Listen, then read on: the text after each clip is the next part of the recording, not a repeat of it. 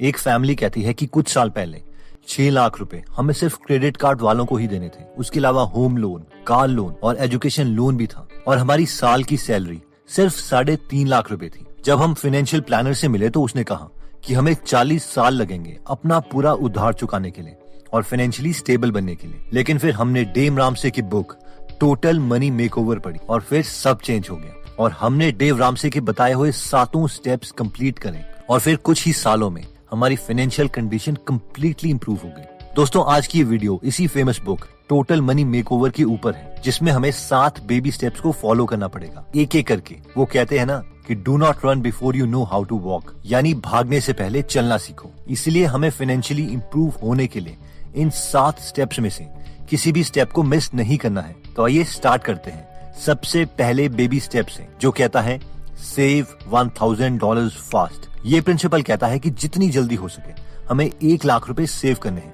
That's it. ये गोल इतना बड़ा नहीं है, लेकिन ये हमें डिसिप्लिन सिखाता है। ये एक छोटा सा इमरजेंसी फंड है हमारे रेनी डे के लिए, यानी अगर कोई कंप्लीटली अनएक्सपेक्टेड इमरजेंसी आती है तभी हम इसे खर्च करेंगे, वरना नहीं। और अगर हम उधार में हैं तो सबसे अच्छी बात इस बेबी स्टेप नंबर 1 की ये है कि हम बजट बनाना सीखेंगे, यानी हमें इनकम कितनी मिल रही है, कहाँ पर हमने अननेसेसरी खर्चे किए हैं और कहाँ पर यूजलेस लायबिलिटीज हम खरीद रहे हैं। क्योंकि एक भी इंसान ऐसा नहीं है जो बिना बजट बनाए अमीर बना हो। ओके, तो जब हम इस बेबी स्टेप नंबर 1 को कंप्लीट कर लेते हैं तो हम बेबी स्टेप नंबर 2 में जाएंगे, जो कहता है क्रिएट द डेट स्नोबॉल। ये स्टेप कहता है कि अगर हमें पैसों की गेम में जीतना है तो हमें अपने दुश्मन को समझना पड़ेगा, यानी अपने एनिमी को आइडेंटिफाई करना पड़ेगा। और वो एनिमी है डेट, यानी उधार। अगर हमारे पास कोई कार लोन नहीं है, स्टूडेंट लोन नहीं है, क्रेडिट कार्ड्स के बिल नहीं है, इवन होम लोन नहीं है, तो हम बहुत जल्दी अमीर बन सकते हैं। लेकिन ऑलमोस्ट हर फैमिली का कोई ना कोई लोन चल ही रहा होता है जिससे वो अमीर नहीं बन पाती। अब मेन सवाल आता है कि लोन कैसे चुकाया जाए।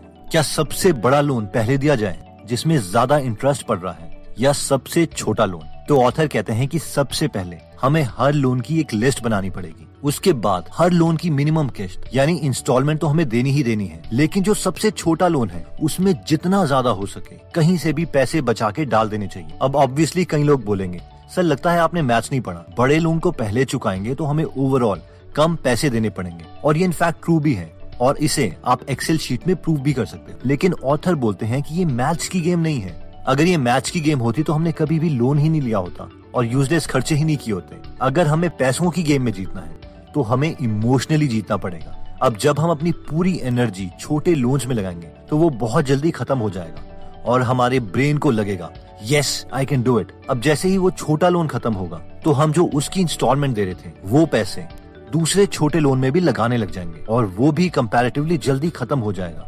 और वैसे ही वो 2 लोन खत्म होने के बाद जो तीसरा छोटा लोन था हम सारे पैसे उसमें लगा देंगे और ऐसे ऐसे हमारे छोटे छोटे लोन खत्म होने लग जाएंगे और ये एक स्नोबॉल इफेक्ट बन जाएगा और फाइनली हम अपने सारे लोन चुका देंगे। लेकिन अगर हम पहले बड़े लोन से शुरुआत करते हैं तो ब्रेन को पहली विक्ट्री ही इतने सालों के बाद मिलेगी कि वो हार मान लेगा और ये सब स्ट्रगल और बोरिंग हो जाएगा। इस कॉन्सेप्ट से मुझे अपना बचपना भी याद आता है। कई बार मैं अपनी मदर की बर्तन धोने में हेल्प किया करता था और मैं कहता था कि चलो आज मैं बर्तन धो देता हूँ। अब मैं इतने सारे बर्तन देख के डर जाता था। फिर मैं एक स्ट्रैटेजी अपनाता था और वो ये थे कि थोड़े बर्तन को साबुन लगाओ और फिर उसे पानी से पूरे तरीके से धो दो। इससे मुझे कॉन्फिडेंस आता था कि चलो कुछ बर्तन तो कम हुए। अब लॉजिकली टाइम तो कम तब लगता जब मैं एक साथ सारे बर्तन को साबुन लगा देता और फिर बाद में एक साथ सारे बर्तन को पानी से धोता, लेकिन इससे मुझे कभी मोटिवेशन नहीं मिलती। सो आई थिंक यू अंडरस्टूड कि हमें लॉजिक से ज्यादा पॉजिटिव इमोशनल फीडबैक चाहिए इस गेम में। जब हम अपना सारा उधार चुका दें एक्सेप्ट होम लोन तो हमें 3rd स्टेप पर आना है और जो है फिनिश द इमरजेंसी फंड। अगर हमने पहले 2 स्टेप्स पूरे कर लिए हैं तो अभी हमारे पास कोई लोन नहीं होगा होम लोन के अलावा और कम से कम बैंक में 1 लाख रुपए होंगे। ऑथर कहते हैं कि अब हमारा नेक्स्ट स्टेप होगा कि हम एक full fledged emergency fund create करेंगे। अब हम में से कई लोग सोचेंगे यार ये फर्स्ट स्टेप में भी तो हमने इमरजेंसी फंड की ही बात की थी जिसे हम जल्दी से जल्दी निकाल सकें। लेकिन ये स्टेप कहता है कि हमारे पास लिक्विड कैश में कम से कम इतने पैसे होने चाहिए कि हम नेक्स्ट 6 महीने का खर्चा निकाल सकें। यानी अगर आपके महीने का खर्चा 50,000 रुपए है तो आपके पास 50,000 इंटू 6 3 लाख रुपए होने चाहिए। अगर महीने का खर्चा आपकी फैमिली का 1 लाख रुपए है तो आपके पास हर वक्त लिक्विड कैश में कम से कम 6 लाख रुपए होने चाहिए एंड सो ऑन। अब कई लोग बोलते हैं हाँ यार मैं इसे बॉन्ड में भी तो डाल सकता हूँ। या कहीं और इन्वेस्ट कर सकता हूँ ताकि ये कुछ रिटर्न तो दें। लेकिन ऑथर इसके लिए मना करते हैं। ऑथर कहते हैं कि ये एक इमरजेंसी फंड है जो कि हमें हमारे बुरे दिनों से बचा सकता है। ये वो पैसा है जो हमें इंश्योरेंस देगा, ना कि हमें अमीर बनाएगा। पैसे से पैसे कब बनाने हैं इसे हम बाद के स्टेप्स में देखेंगे। इसलिए ये पैसे उसी जगह होने चाहिए जो हम इंस्टेंटली निकाल सकें बिना कोई रिस्क के। बेशक उन पैसों से हमें इंटरेस्ट बहुत कम मिल रहा हो। नेक्स्ट बेबी स्टेप आता है मैक्सिमाइज रिटायरमेंट इन्वेस्टिंग। जो लोग लॉन्ग टर्म विजनिस्ट हैं, पक्का वो ये सोच रहे होंगे, यार हम लोगों को तो पेंशन भी नहीं मिलनी, हम अपनी रिटायरमेंट को कैसे सिक्योर करेंगे। तो ऑब्वियसली इस स्टेप में हम अपने फ्यूचर को सिक्योर करने का प्लान देखेंगे। लेकिन इससे पहले हम ये समझते हैं कि रिटायरमेंट का मतलब क्या है। क्या इसका मतलब ये है कि हमें काम ही नहीं करना? तो ऐसा नहीं है। आइए इसे एग्जाम्पल से समझते हैं। हैरोल्ड फिशर जब 100 साल के थे तब भी वो हर हफ्ते 5 दिन काम किया करते थे। ऐसा नहीं है कि उनके पास पैसे नहीं थे इसलिए वो काम करते थे, बल्कि वो इसलिए करते थे क्योंकि उनको अपने काम में बहुत मजा आता था। हैरोल्ड कहते थे, people who retire early die early, यानी जो लोग जल्दी रिटायरमेंट ले लेते हैं वो मरते भी जल्दी हैं। और वो बोलते थे कि अगर मैं रिटायरमेंट ले लूंगा तो फिर मैं करूंगा क्या। इसलिए ऑथर बोलते हैं कि रिटायरमेंट का मतलब है सिक्योरिटी, यानी एक ऐसा लेवल अचीव करना जहां पर हमसे ज्यादा हमारा पैसा मेहनत कर रहा हो, ताकि हम अपनी मर्जी की चीजें कर पाए। ऑथर कहते हैं कि अपनी रिटायरमेंट को सिक्योर करने के लिए हमें अपनी सैलरी का 15% अमाउंट किसी ऐसी सिक्योर चीज में लगाना चाहिए जहां पर हमें कम से कम 12 से 15% का रिटर्न मिल सके। और इसके लिए ऑथर म्यूचुअल फंड या इंडेक्स फंड्स में नॉलेज लेने के लिए रेकमेंड करते हैं। यानी अगर आपकी सैलरी 1 लाख पर मंथ है तो इसमें से 15,000 पर मंथ सिर्फ आपकी रिटायरमेंट के लिए जाएंगे। वैसे आपको पता है कि अगर आप 15,000 रुपए पर मंथ 40 सालों के लिए किसी ऐसे सिक्योर प्लेटफॉर्म में लगा देते हैं जहां पर आपको 15% का रिटर्न मिले, तो वो 40 साल के बाद कितना हो जाएगा? गैस कीजिए, हम वेट कर रहे हैं। ओके, चलिए मैं ही बता देता हूँ कि अगर आपने इतना डिसिप्लिन रखा है तो आपकी रिटायरमेंट तो सिक्योर होगी, क्योंकि आपके पास रिटायरमेंट के टाइम पे 47 करोड़ रुपए के आसपास होंगे। Yes, this number is true. Retirement के बाद नेक्स्ट बेबी स्टेप आता है कॉलेज फंडिंग। अब ऑब्वियसली ये स्टेप एज अ पेरेंट्स आपके बच्चों के फ्यूचर को सिक्योर करने के लिए ऑथर ने बताया है। अब आप में से बहुत से लोगों की खुद की एज काफी छोटी है अभी, लेकिन कभी ना कभी तो आपकी मैरिज होगी, और उस वक्त अगर हम ये स्टेप उठा लें तो बच्चों की एजुकेशन के टाइम जो पेरेंट्स को टेंशन हो जाती है और वो अपनी मैक्सिमम सेविंग्स बच्चों की एजुकेशन में ही लगा देते हैं और अपने फ्यूचर को ऑलमोस्ट बर्बाद कर देते हैं, तो इस चीज से हम बच सकते हैं। तो जैसे ही बच्चा पैदा होता है हमें ये एज्यूम करना पड़ेगा कि बच्चा 20 साल के बाद किस कॉलेज में जाएगा। अब मान लीजिए कि हम सोचते हैं कि हमारा बच्चा तो हार्वर्ड से MBA करेगा, तो पहले हमें चेक करना पड़ेगा कि हार्वर्ड की MBA की फीस आज कितनी है। लेट्स से कि हार्वर्ड की फीस 50 लाख रुपए है, तो इसमें हमें इन्फ्लेशन ऐड करनी पड़ेगी 6% के आसपास के हिसाब से, और हमें 50 लाख रुपए का इक्विवेलेंट नंबर 20 साल के बाद कैलकुलेट करना पड़ेगा। इसके लिए इंटरनेट में काफी सारे सोर्सेज हैं और आप कैलकुलेट कर सकते हैं। तो ये अप्रोक्सीमेटली 20 साल के बाद 1.6 करोड़ की MBA होगी। अब हमें ये चेक करना होगा कि 20 साल के बाद फ्यूचर में 1.6 करोड़ जोड़ने के लिए आज कितने पैसे हमें हर महीने जोड़ने पड़ेंगे। तो ये हर महीने करीबन 10,500 रुपए के करीब आता है अगर हमें 15% का रिटर्न मिले। अब ये कई लोगों के लिए बहुत लंबी सोच है, लेकिन रियलिटी में ये चीज आपको बहुत ज्यादा रिलैक्स कर देगी और कई बीमारियों से बचा भी देगी। नेक्स्ट बेबी स्टेप आता है पे of the home mortgage. Yes, अब जाके ऑथर ने बोला है कि अपने घर के लोन को चुकाने के लिए पूरी एनर्जी लगा दो, और हमें ये पहले बताए गए स्टेप्स के बाद करने के लिए इसीलिए बोला है क्योंकि होम लोन मैक्सिमम लोगों का 30 साल तक का होता है। अगर हम होम लोन को बाकी सेविंग्स यूज करके पहले ही पे करने लग जाएंगे तो बाकी बेबी स्टेप्स कभी पूरे नहीं कर पाएंगे। इसलिए जब तक पहले बताए गए स्टेप्स पूरे नहीं होते हमें होम लोन की मिनिमम इंस्टॉलमेंट ही देनी है। लेकिन जब हम इस स्टेप में पहुंच जाए तो चाहे दिवाली का बोनस हो, सैलरी इंक्रीमेंट हो या किसी भी तरीके से जब हमें पैसे मिले, हमें बस यही करना है कि उसे होम लोन को चुकाने के लिए यूज कर देना है। That's it. इससे हम बहुत जल्दी इस सबसे बड़े दुश्मन को हरा पाएंगे। इसके बाद नेक्स्ट स्टेप आता है बिल्ड वेल्थ लाइक क्रेजी।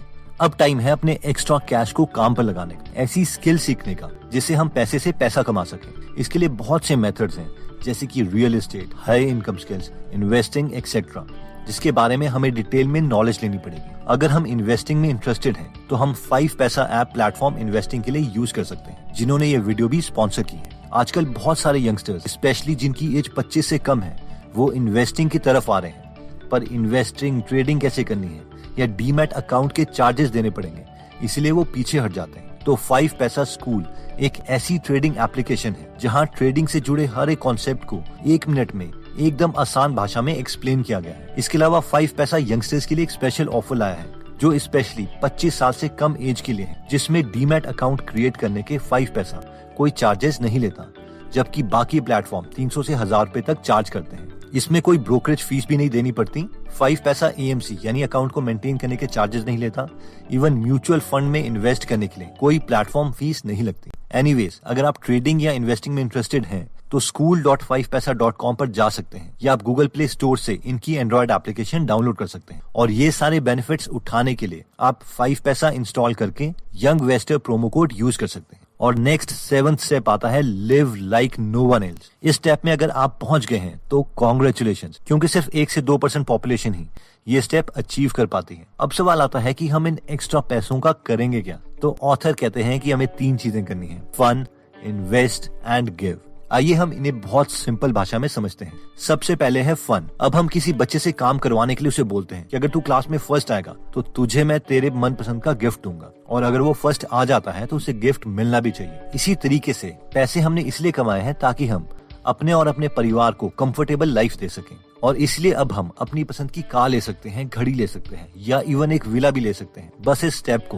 पहले 6 स्टेप्स कंप्लीट करने के बाद ही प्रेफर कीजिए। साथ में हमें पैसे इन्वेस्ट भी करने पड़ेंगे, क्योंकि इन्वेस्टिंग से ही हम उतना पैसा वापस ले पाएंगे जिससे हम अपने शौक पूरे कर रहे हैं। और फाइनली गिव, यानी अगर हमने पैसे कमाए हैं तो हमारा फर्ज बनता है कि हम औरों की भी हेल्प करें जिन्हें पैसों की जरूरत है। अगर आपके पास किसी टेम्पल में बैठी एक लेडी रो रही है कि उसके बच्चे का ऑपरेशन होना है और उसके पास पैसे नहीं है, तो आप उसे बिना बोले उसके बच्चे की ऑपरेशन की फीस पे कर सकते हैं और दुनिया की सबसे पॉजिटिव फीलिंग के मजे ले सकते हैं। दोस्तों, अगर आप हाई इनकम स्किल सीखना चाहते हैं और एक्चुअल में अपनी लाइफ को नए मोड़ पे ले जाना चाहते हैं, तो मैं रेकमेंड करूंगा कि आप बुक्स पढ़ें और उन लोगों के एक्सपीरियंसेस से सीखें जो ऑलरेडी सक्सेस पा चुके हैं, ताकि आप अपने कुछ साल गलतियों के बचा सके। और अगर आप अपने फ्री टाइम में जैसे कि ट्रैवलिंग, कुकिंग, जिम या इवन वॉकिंग के टाइम में हिंदी में फ्री में बुक समरी सुनना या पढ़ना चाहते हैं, तो आप गीगल ऐप डाउनलोड कर सकते हैं, जहां पर 130 से ज्यादा फ्री समरीज अवेलेबल हैं और हम हर हफ्ते एक फ्री समरी उसमें ऐड करते हैं। एनीवेज दोस्तों, इस वीडियो में हमने टोटल 7 फाइनेंशियल फ्रीडम के स्टेप्स देखे थे, जिसमें पहला स्टेप था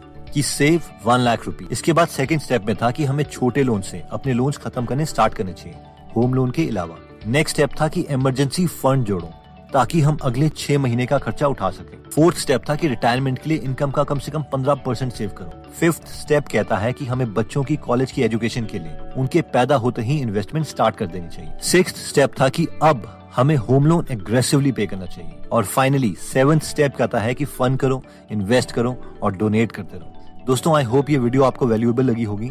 अगर आप ऐसी नॉलेजेबल वीडियोस मिस नहीं करना चाहते तो सब्सक्राइब करने के बाद बेल का बटन जरूर दबा दीजिए। आप कमेंट करके ये भी बता सकते हैं कि आप नेक्स्ट वीडियो किस टॉपिक पर चाहते हैं। जल्दी हम आपसे दोबारा मिलेंगे। जय हिंद।